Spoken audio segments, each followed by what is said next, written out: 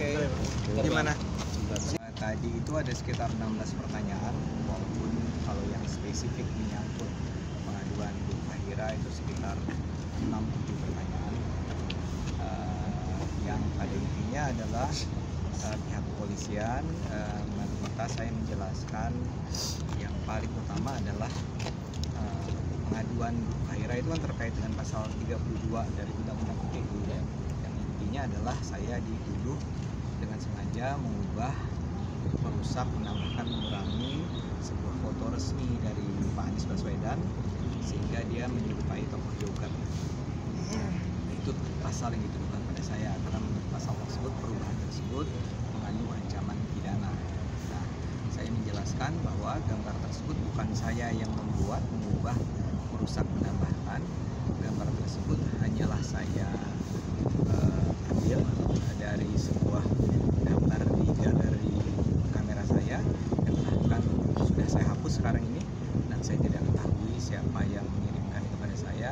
Tapi saya pikir gambar tersebut secara baik mewakili sikap banyak orang di Jakarta dan saya sendiri tentang apa yang dilakukan oleh Pak Anies, yaitu Pemda DKI mengeluarkan rencana anggaran 82 miliar buat IKI. Jadi gambar itu ada dalam rangka menyindir pemerintahan Pak Anies, tapi gambar itu sendiri bukan saya yang buat, bukan saya yang ubah, bukan saya tambahkan atau mengurangi atau merusaknya. Itu yang saya jelaskan kepada Pak penyidik tadi.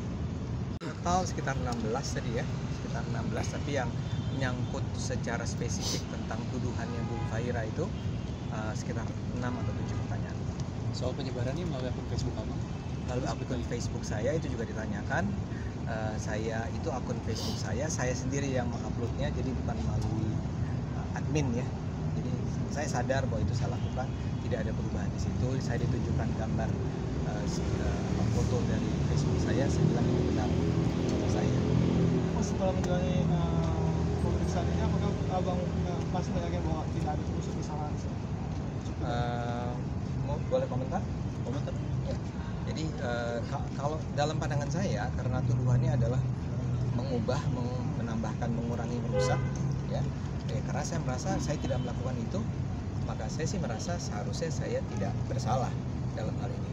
Dan saya rasa ya Bu Fahira harusnya sadar bahwa saya berulang kali mengatakannya pada Bu Fahira dan pada kuasa hukumnya bahwa bukan saya itu yang mengubah, tapi beliau rupanya masih merasa tidak puas dan melaporkannya kepada polisi.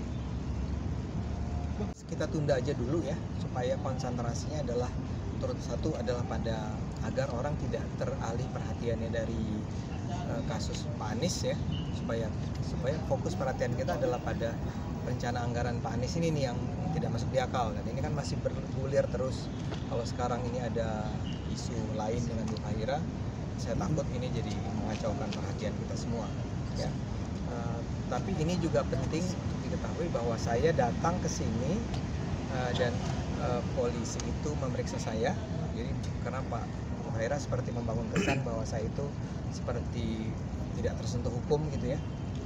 Dan justru apa yang saya laporkan tentang Bu Fahira itu menurut pihak kepolisian kemarin itu tanda petik ditolak kan, karena saya diminta untuk mencari bukti lebih banyak sebelum saya melaporkan Bu Fahira.